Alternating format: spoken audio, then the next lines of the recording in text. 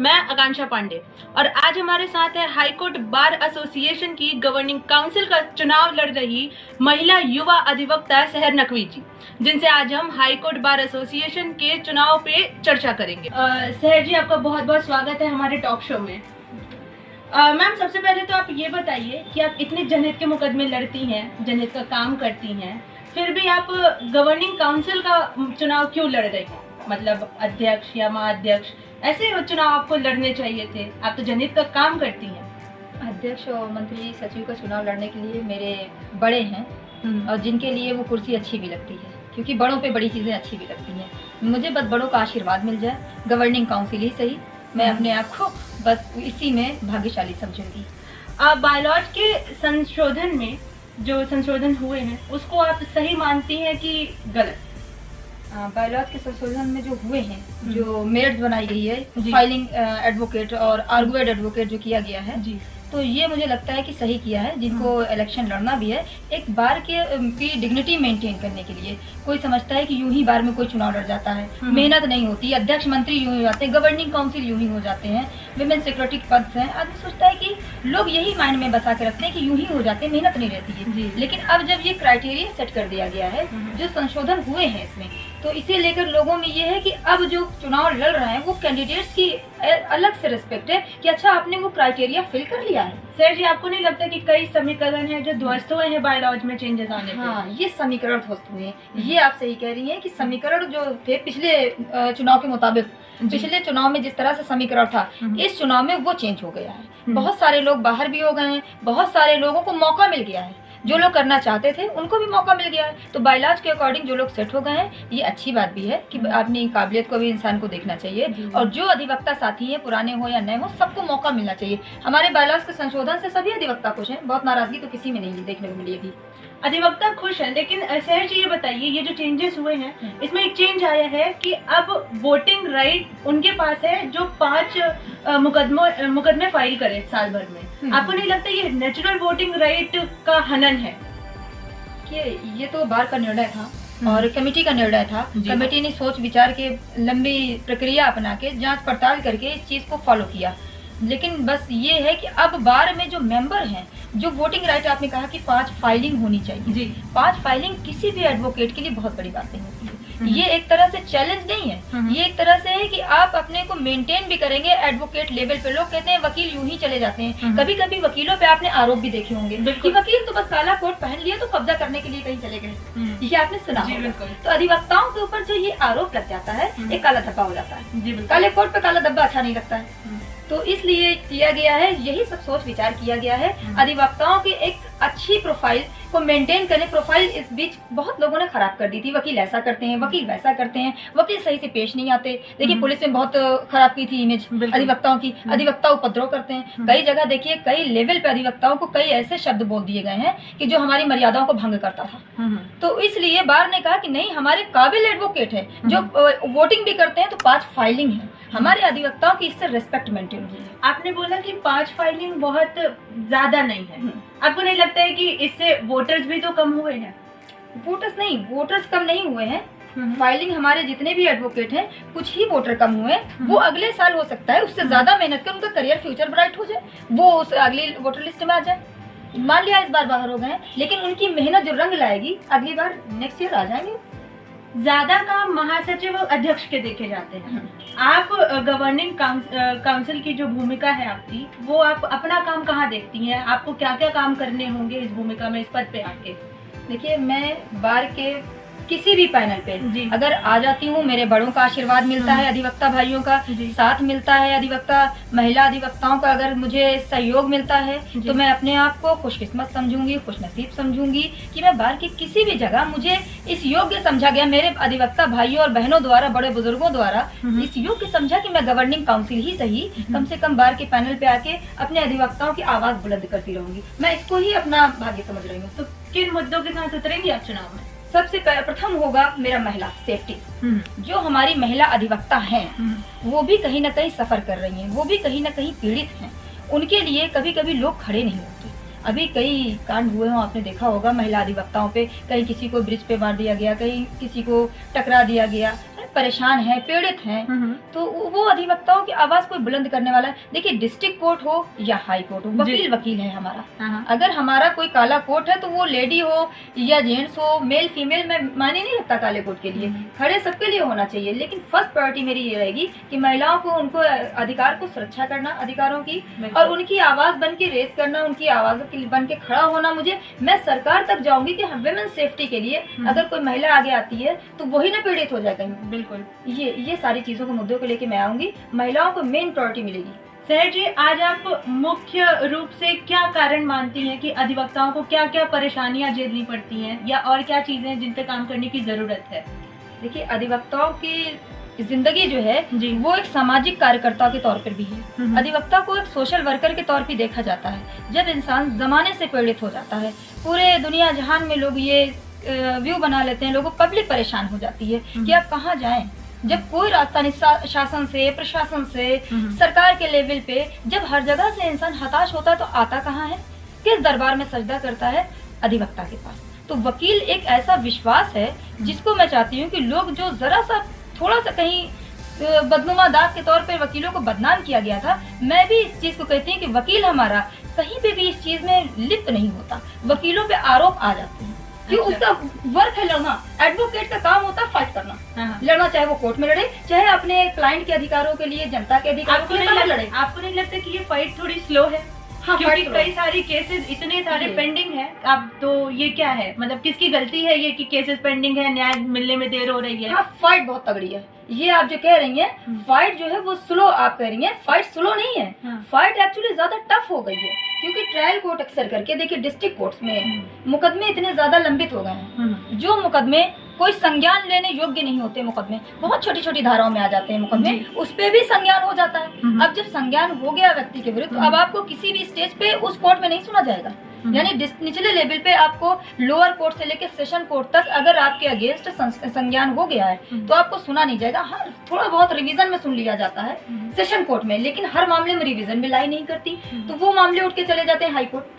जब वो मामले छोटे से संज्ञान में हाई कोर्ट चले गए तो जिम्मेदारी कहाँ बनती है, कमियां कहाँ आती हैं? डिस्ट्रिक्ट कोर्ट में ट्रायल तुरंत संज्ञान हो जाता है, फौरन संज्ञान, हाई कोर्ट में पेंडेंसी, सुप्रीम कोर्ट में पेंडेंसी। इसी की वजह से मुकदमे इतने ज्यादा लंबित होते हैं। मैं इस आवाज को भी लेके सुप्रीम कोर्ट तक जाऊंगी, ऑनरेबल एपेक्स कोर्ट के भी नॉलेज में डालूंगी कि मुकदमों की पेंडेंसी जजेस बढ़ाने से नहीं है कि आप जजेस की संख्या ज्यादा कर दीजिए और एडवोकेट को आप एमिकस क्यूरी के तौर पे नियुक्त कर दिए। ऑप्शन कहाँ है? ऑप्शन निकालिए कि संज्ञान कहाँ से हो रहा है, जिसकी वजह से, चलिए ठीक है, मर्डर केस है, हाँ, कोई संज्ञान लेने योग्य मामला है तो ठीक है, आपने संज्ञान ले लिया। लेकिन जहाँ पे संज्ञान नहीं है, नॉन कॉग्निजेबल में ऑफेंस में भी संज्ञान, मैं कोर्ट लेके जा रही हूँ, क्लाइंट्स के मुकदमे लेके जा रही हूँ, जिन इतने गरीब क्लाइंट आ जाते हैं कभी कभी मेरे पास कि जिनके पास पेट में खाने को रोटी नहीं, पहनने को कपड़ा नहीं, चप्पल हवाई 2 बद्दी की चप्पल, वो भी टूटी फटी, कपड़े फटे, कपड़े गंदे भी, इवन गंदे भी, ऐसे क्लाइंट आते हैं हमारे पास, इतने गरीब, उनके खिलाफ संज्ञान हो गया। बताइए, क्या ये अपराधी है? अगर कोई किसी को मान लिया गाली गलौज हुई, क्या ये निचले लेवल पे सुलह समझौता होके नॉन कॉग्निजेबल ऑफेंस पे खत्म नहीं किया जा सकता? नहीं, ये हाई कोर्ट चला जाता है। ये लोग सुप्रीम कोर्ट में, इनकी हैसियत नहीं हो जाती कि जाके फीस कैसे पे करेंगे। ये लोग फीस भी पे करने की हैसियत नहीं होती, ये लोग सफर करते हैं। मैं इनकी लड़ाई लड़ने के लिए, मैं अधिवक्ताओं के भाइयों की लड़ाई तो लड़ूंगी बार में, लेकिन मैं उन गरीबों की लड़ाई भी लड़ूंगी, उन मोहताजों की, उन मुफलिसों की लड़ाई भी लड़ूंगी जो इस योग्य नहीं है कि जो अपेक्स कोर्ट तक पहुंच सके। भले ही हाँ, खर्चा हमें पे करना पड़े, मैं जितना कमाऊंगी मैं सब अपनी गरीब जनता पे लुटाऊंगी, क्या खर्च करूंगी मैं, लेकिन एपेक्स कोर्ट पर उनके लिए न्याय मांगने मैं जाऊंगी। मैं सफर करने बहुत कम दूंगी, जो मेरी जानकारी में आ जाएगा। हाँ, अगर मेरी जानकारी में कोई चीज नहीं है तो मैं उसके लिए सरकार से निवेदन करूंगी, सुप्रीम कोर्ट से निवेदन करूंगी कि ऐसे लोगों को आप जानकारी करें। जी बिल्कुल जी। सर जी, हम ये जानना चाहेंगे कि क्या बार बेंच को नियंत्रित कर सकती है या करती है, और अगर नहीं करती है तो बार बार चुनाव क्यों? देखिए, इस टाइम तो बार बेंच में जो आपसी तालमेल था वो बहुत अच्छा नहीं दिख रहा मुझे। अच्छा, बार बेंच का तालमेल है कि हर स्ट्राइक पे भी ये है कि आप स्ट्राइक मत करिए, ठीक है, हाँ, स्ट्राइक मत करिए, सही है, लेकिन हमारी आवाज़ आप तक रखेगा कौन? बेंच से कभी कभी शिकायतें आ जाती हैं कि बेंच में ये चीज़ें हो रही, बेंच में वो चीज़ें हो रही। जब हमारे लीडर्स हमारा बार ही आप तक पहुंचाएगा तब तक आप सूचना जाएगी, क्योंकि बेंच जो होती, बार जो है ये पॉलिटिकल होता है, सोशल होता है, सामाजिक होता है जी, और बेंच जो है वो सामाजिक नहीं होती, उनका सामाजिक जीवन नहीं होता। आप एक लिमिटेड दायरे में हो, वकील लिमिटेड दायरे में नहीं है, बार हमारी लिमिटेड दायरे में नहीं है, तो आप तक अगर अपनी आवाज को पहुंचाना है या अपनी अच्छी हम कर रहे हैं, बुरी बात नहीं, हम आपके खिलाफ नहीं है, लेकिन आप तक अगर किसी भी बात को बार की पहुंचाना है तो क्या जरिया है हमारा, बार ही तो पहुंचाएगा बेंच तक। इसलिए बार बेंच में तालमेल बहुत जरूरी है। बिल्कुल। सहर जी, आप अध्यक्ष के रूप में किसे देखना चाहेंगी? कुछ नाम ले लेती हूँ मैं, अनिल तिवारी, सीपी उपाध्याय, IK चतुर्वेदी, अतुल पांडे, इनमें से आप किसे देखना चाहेंगे अध्यक्ष के रूप में? देखिए, सभी हमारे सम्मानित बड़े हैं, सभी हमारे ऊपर, हम तो कहते हैं कि आशीर्वाद दे, और मैं सभी के लिए विश करती हूँ कि जिसको जिस तरह से समर्थन मिले हमारे अधिवक्ता भाइयों का।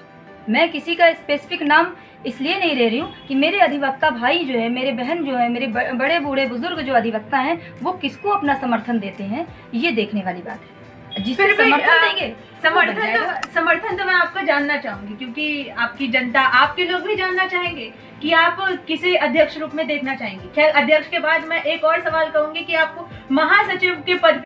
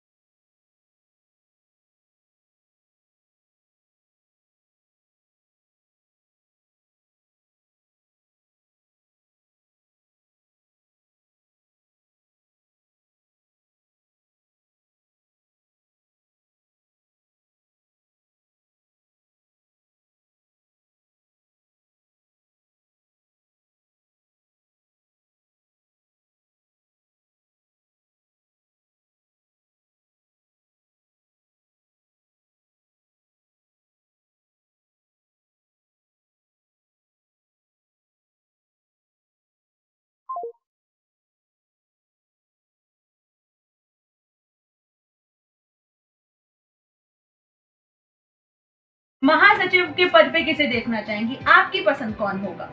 महासचिव के पद पे भी इसके लिए मैं मीटिंग रख लूंगी एक, तो देखती हूँ मेरे अधिवक्ता भाई किसके तरफ ज्यादा है। अगर अधिवक्ता भाई को रुख अगर जा रहा है किसी की तरफ, तो जरूर उसमें कुछ खासियत होगी। भाई, खासियत तो सब में, हमारे जितने भी कैंडिडेट्स खड़े हैं सभी हमारे रिस्पेक्टेड लोग हैं। इनमें से हमारे एडवोकेट किसे ज्यादा पसंद करते हैं, अपना लीडर किसे बनाना चाहते हैं, ये तो आपने बात मेजोरिटी की। मैंने आपकी पसंद पूछी। पर्सनल मेरी तो सभी पसंद है, जो बन जाए वो हमारा अध्यक्ष है। मतलब ऐसा कोई एक स्पेसिफिक वन नहीं है जिन्हें आप अपने तरफ से वोट करें? सबका आशीर्वाद तो हमारे ऊपर है, जिनका जिनका नाम लिया है ये सबका आशीर्वाद हमारे ऊपर है। फिर भी और सब हमारे बड़े हैं। आप किसी एक को चूज नहीं करना चाहती किसी एक को, जब इंसान के दोनों हाथ बराबर हो तो किसे चुने? हमारे दोनों हाथ बराबर है। चलिए ठीक है। सहर जी, आप चुनाव जीतने के बाद आपका पहला काम क्या होगा? चुनाव जीतने के बाद सबसे पहला काम होगा कि मैं महिलाओं के जो लेडी अधिवक्ता हैं उनके लिए सबसे पहले सुरक्षा मांगूंगी कि इनकी सेफ्टी बहुत जरूरी है। आप बार बार महिला अधिवक्ताओं की बात कर रही हैं। महिला अधिवक्ताओं आज के टाइम पे मतलब कि कोर्ट हो या high court, district court, supreme court, कहीं पे भी इनकी कमी है। क्या वजह मानती हैं आप? अधिकारों की रक्षा, मैंने कहा ना, इनकी मैं रक्षा करूंगी और इनकी सेफ्टी के लिए भी आवाज उठाऊंगी। दूसरा, इनके अधिकारों के लिए जो कमियां हैं, विमेंस क्यों कम है, भाई महिला अधिवक्ता हमारी क्यों कम है, इसलिए भाई सुप्रीम कोर्ट तक में कम है, जजेस में भी कम है। ऐसा नहीं है कि जुडिशरी में बहुत ज्यादा है, जुडिशरी में भी माइनर संख्या है, बहुत ज्यादा नहीं है जी। तो मैं चाहती हूँ कि अगर हमारे अधिवक्ता भाई मेल्स इतनी ज्यादा संख्या में, तो योग्य तो हमारी लेडीज बहन भी है। अगर मेरिट पे सही उतरती हैं, अगर मेरिट पे हमारी बहनें भी आती हैं, तो इनको भी मौका दिया जाए। मैं इस लड़ाई को, मैं इस आवाज को, लड़ाई नहीं है हमारी, न बार से, न बेंच से, न कॉलेजियम से, लेकिन मैं सिर्फ इस बात को अपनी पहुंचाना चाहती हूँ कि अगर योग्यता है तो इनको भी उसी बराबरी से देख लिया जाए एक नजर, कि अगर योग्यता है तो इनको भी दिया जाए मौका। भाई बेंच में भी आए और एडवोकेट पेशे में, वकालत में लोगों की रुचि बढ़े। जो हमारी बहनें हैं, मैं कह रही हूँ, जो पढ़ रही हैं, एजुकेटेड हो रही हैं, तो वो एडवोकेट की तरफ ज्यादा आ जाएं, वकील बने। वकील बनेंगी तो जुडिशरी में जाएंगी। तो मैं चाहती हूँ कि पढ़ लिख के कोई बेटी हमारी तरह किसी वकील बनकर काला कोट पहन के निकले, माँ बाप का भी सीना चौड़ा होता है। बिल्कुल अच्छा लगता है जब किसी की बेटी आती है, अच्छी जगह आती है। तो मैं चाहती हूँ, ये बहुत अच्छी जगह है, ये इतनी अच्छी जगह है कि मैं चाहती हूँ ये मंदिर है हमारा, जब भी मैं देखती हूँ हाई कोर्ट या सुप्रीम कोर्ट को फोटो तो लगता है सजदा कर लूँ मैं। तो जब हमारी बहनें आएंगी तो उनको भी फील होगा, प्राउड फील होगा अपने आप को, लड़की होने पे कभी अफसोस नहीं होगा। कभी कभी लड़कियां, मैंने कई स्टेटमेंट सुने कि लड़की होने पे अफसोस करती हैं जब टीवी में घटनाएं देखती हैं। जब टीवी में घटनाएं इतनी बुरी तरह महिलाओं के साथ इनजस्टिस हो जाता है तो लगता है कि महिला अपने आप पे महिला होने पे क्यों अफसोस करने लगी है क्या। मैं चाहती हूँ कि गर्व करें, हमारे साथ आए, पढ़ लिख के इधर आ जाए जरा। सर जी, आपने महिला अधिकार हनन बताया, महिला अधिवक्ता का कम होगा। जिस मंदिर में अधिकार की बात की जाती हो, सिर्फ अधिकार पाने के लिए लोग आते हो, वहाँ पे महिला अधिकारों का हनन क्यों? मेरी बहनें जब आएंगी तो मैं कह रही हूँ कि शायद इस पे नजर ना गई हो। हनन नहीं है ये अधिकारों का, शायद इस जगह पे नजर नहीं गई क्योंकि आवाज रेस करी। कभी कभी अपनी चीजों को हक मांगने के लिए भी बोलना पड़ता है, बिना मांगे तो कोई चीज नहीं मिलती इंसान को। क्या दूसरे के हक के लिए लड़ने वाली फीमेल एडवोकेट्स जो है वो अपने हक के लिए नहीं लड़ पा रही हैं? मैं लड़ूंगी ना, मैं आज से शुरू कर रही हूँ, मैं अभी से लड़ाई शुरू कर रही हूँ। अगर इसे आप लड़ाई मानते हैं या हमारे फीमेल अधिवक्ता या जनता लड़ाई मानती है तो लड़ाई ही समझ लीजिए, क्योंकि मैं इस आवाज को, इस मुद्दे को एपेक्स कोर्ट तक पहुंचाऊंगी, कॉलेजियम तक पहुंचाऊंगी कि हमारी फीमेल्स एडवोकेट की, देखिए पूर्व chief justice N B Ramana साहब थे, माननीय एन बी रमन्ना साहब ने इस मुद्दे को कई बार रेस किया कि महिला अधिवक्ताओं की बहुत कमी है, महिला जजेस की बहुत कमी है। तो इस चीज को जब एक आवाज बन ही गए हैं वो, तो क्यों ना हम लोग भी खड़े हो जाए। मैं बार में अगर आती हूँ तो मैं इसको लेकर जाऊंगी। हाई कोर्ट में कोई सीनियर एडवोकेट फीमेल जिसे आप जानती हो? ऐसा तो कुछ मैंने नहीं अभी तक सुना। अभी तक ये आपका सवाल एकदम उचित है, एकदम सही सवाल किया है आपने कि मैंने अभी सीनियर एडवोकेट के तौर पे, बतौर सीनियर एडवोकेट एक लेडी को तो अभी तक कोई नहीं सुना, लेकिन हो सकता है अब आपकी इस सवाल को मैं लेके जाऊं और अब आपको ये शिकायत का मौका न मिल जाए, बहुत सारी मिल जाए। अगली बार जब आपके इंटरव्यू में बैठूंगी, मैं टॉक शो में बैठूंगी, हो सकता है तो अपनी लिस्ट लेके बैठूंगी। बिल्कुल बिल्कुल। एज एन फीमेल एडवोकेट आप क्या क्या प्रॉब्लम्स फेस करती हैं? हाँ, ये तो एक बहुत थोड़ा सा विषय है कि क्या क्या प्रॉब्लम फेस करती हूँ मैं एज एन फीमेल एडवोकेट। सबसे पहले मुझे कोर्ट में तो प्रॉब्लम नहीं होती है, कोर्ट की कोई प्रॉब्लम नहीं है आने जाने की। भाई ये लगता है कि शाम के वक्त, इवनिंग टाइम में सेफ्टी पर्पज से, चाहे वो एडवोकेट हो, कोई महिला हो, महिला होने पे ये लगता है कि चलो शाम हो गई जल्दी घर चले, इस चीज का थोड़ा रहता है। अच्छा, इस चीज का काला कोट रहता है, फिर भी इस चीज का डर रहता है कि 5 बज गए हैं अब घर चलते हैं। तो ये चीजों को मैं कहूंगी कि बार भी कहे कि सेफ्टी, महिला अधिवक्ताओं की थोड़ा सा सिक्योरिटी बहुत जरूरी है। आपको ये नहीं लगता है कि केसेस लड़ते हैं ना हम लोग, क्योंकि देखिए मेल्स में वो होता है कि वो लड़ सकते हैं अपने लिए, है चौराहे पे उन्हें किसी ने रोक लिया तो लड़ सकते हैं। फीमेल्स में वो कैपेसिटी नहीं होती कि अपने लिए बहुत ज्यादा अकेले सिंगल है तो लड़ने, वो कहेंगे नहीं 5 बज गया घर चलो, 8 नहीं बजेंगे। मुझे एक सेफ्टी मुझे चाहिए। आपने बोला कि कैपेसिटी नहीं होती है, मैं फिर से अपनी बात दोहराऊंगी कि जो औरत दूसरे के हक के लिए कोर्ट में लड़ती है उसके अंदर कैसे कैपेसिटी नहीं है? आपको नहीं लगता है कि फीमेल मेंटालिटी को यहाँ कहीं इम्प्रूव होना चाहिए? क्योंकि औरतों की खुद मेंटालिटी हो गई है कि we are less than men. Yes, हम पुरुषों से कम है। क्यों कम है? आप दूसरों की अगर आवाज बन सकती हैं तो आप अपनी आवाज क्यों नहीं है? यही तो सवाल है कि आप कोर्ट फेस क्यों नहीं कर रहे हैं ज्यादा। अगर आप कोर्ट फेस ज्यादा करेंगे, कोर्ट में कोई प्रॉब्लम नहीं। देखिए हमारे जस्टिस जो है वो सबको बराबर सुनते हैं, ना मेल ना फीमेल। आप मेरिट की आर्गुमेंट करेंगे तो आपको सुना जाएगा, आपके क्लाइंट को न्याय भी मिलेगा। तो आप क्यों नहीं फेस करते हैं? मैं तो कहती हूँ सभी फीमेल एडवोकेट्स आए, कोर्ट फेस करें। कोर्ट तो सबको देती है एडवोकेट, भाई उनकी नजर में तो एडवोकेट ना वो मेल है ना वो फीमेल है। आप आर्गुमेंट करेंगे, आपको जजमेंट मिलेंगे आपके मेरिट के हिसाब से, आपके आर्गुमेंट के हिसाब से। ये बताइए तो आप कैसे ये फीमेल एडवोकेट्स को प्रोत्साहित करेंगी इतना आगे आने के लिए? क्या कोई प्लान, कोई थॉट है आपके दिमाग में? हाँ, इसके लिए तो प्लान है मुझे कि जो सबसे पहले ये चीजें रहती हैं कि मैं डाइस फेस नहीं कर सकती। बहुत सारी जो नई अभी लड़कियां आ रही हैं, नए आए तो ये सोचती हैं कितने दिन में मैम मुझसे पूछा, कई ऐसी काउंसिल हैं जो नई होके आई, फाइनल ईयर की स्टूडेंट भी है, तो मैम हम डाइस फर्स्ट टाइम कैसे फेस करेंगे? तो ये डर कहीं ना कहीं ये मेल में कम रहता है। ये लड़कों में जो नए लड़के आ रहे हैं, इंटर्नशिप कर रहे हैं, उनमें ये कम है। जो इंटर्नशिप वाली कई नई लड़कियां हैं, तो मुझे थोड़ा सा जुस्तजू होती है इस चीज को कि इनसे बात करूं कि ये एडवोकेसी में क्यों आई है, क्या चाहती है अपने करियर के लिए। बिल्कुल। तो मैंने कई ऐसे इंटर्नशिप करने वाले बच्चों से करी जो हमारी एडवोकेट हो जाएंगी आने वाले टाइम में। तो मैंने तो मुझसे कही मैम आप डाइस फेस कैसे करती हैं? मैम बस यही चीज हमको सीखना है। अरे आप में ऑलरेडी हुनर है, मैं कहना चाहती हूँ, मैं इसी चीज को प्रोत्साहित करूंगी। ऑलरेडी हुनर, आप डाइस फेस कर सकती हैं। आप पढ़ के आए हैं, और बाकी आप अगर फाइल में जो कानून लिखा है इससे परे कुछ भी नहीं जाता, इससे बाहर कुछ भी नहीं है। तो मैं इसी चीज को प्रमोट करूंगी। जो भी नए लोग आएंगे, जो भी पुराने लोग हैं, अगर मुझसे कहीं इतना सा भी सपोर्ट हो सकता है तो मैं सपोर्ट। जी जी बिल्कुल। शहर जी, आप ये बताइए कि आपको नहीं लगता है कि हाई कोर्ट का एक अपना हॉस्पिटल या आवासीय कुछ ऐसा होना चाहिए? हाँ, हॉस्पिटल की तो बहुत कमी है। एक बात ये है कि इस चीज को मैं देख रही थी, कोरोना काल में अधिवक्ताओं को इतनी ज्यादा परेशानी हुई है कि स्ट्रेचर की भी सुविधा नहीं थी वहाँ पे। स्ट्रेचर की फैसिलिटी ना होना बहुत दुखद था। ये अधिवक्ता कई तो कोर्ट में गिर गए हैं, कोर्ट परिसर भी गिर गए हैं। तो हॉस्पिटल क्या है, एक सरकारी जो डॉक्टर है, जो फैसिलिटीज है, ये सरकारी डॉक्टर की एक इन्हीं में से 1-2 बैठा दिए जाते हैं बस। यही डिस्ट्रिक्ट कोर्ट का हाल है। अच्छा। 1-2 यही बेली और ये अपने स्वरूपरानी से हॉस्पिटल से 1-8 डॉक्टर वहाँ बैठा दिए जाते हैं। अब वही कॉपी पेस्ट वाली दवाएं हैं कि बस एक ही दवाई हर मर्ज के लिए दे दीजिए। अच्छा। तो उसी हिसाब से मेडिकल फैसिलिटी हमारे हाई कोर्ट, डिस्ट्रिक्ट कोर्ट के अधिवक्ता भाइयों को सही नहीं मिल रही है। ये मिलनी चाहिए। मैं इसके लिए भी शासन पे पत्र लिखूंगी, शासन से कहूंगी कि VIP हॉस्पिटल, अच्छे हॉस्पिटल, हम पब्लिक के लड़ते, हम स्वस्थ रहेंगे तभी तो जनता के लिए समाज सेवक बन के खड़े होंगे। हम समाज सेवक भी, मैं बार बार कहती हूँ अधिवक्ता समाज सेवक होता है, क्योंकि कोई सैलरी पे नहीं होता। बस जो गवर्नमेंट एडवोकेट, हर एडवोकेट तो गवर्नमेंट एडवोकेट नहीं होता, सैलरी पे तो होता नहीं है। अपना करियर वकालत का जब कोई शुरू करने आता तो ये समझ के नहीं आता कि मैं जज बन जाऊंगा, मैं एडवोकेट रहूंगा, यही समझ के आता है। वो किसी का नसीब है, ईश्वर ने अगर लिखा है ऊपर वाले ने, तो वो जल्दी बन जाता है। अपने काफी सारे मुद्दे आपने इकट्ठा कर रखे हैं। आपको क्या लगता है आपके ऊपर वाले लोग क्या करेंगे? जो अध्यक्ष या महासचिव का पद लड़ने वाले हैं, उनके पास भी यही मुद्दे हैं। तो वो अगर ये काम करेंगे कि नहीं, पहले तो आप यही बता दीजिए कि आपको क्या लगता है कि वो ये काम कर लेंगे कि नहीं, क्योंकि ये सारे मुद्दे आपने भी इकट्ठा कर रखे हैं और आपको भी पता है कि कहीं ना कहीं आपको इन सब मुद्दों पे बात करनी ही करनी है।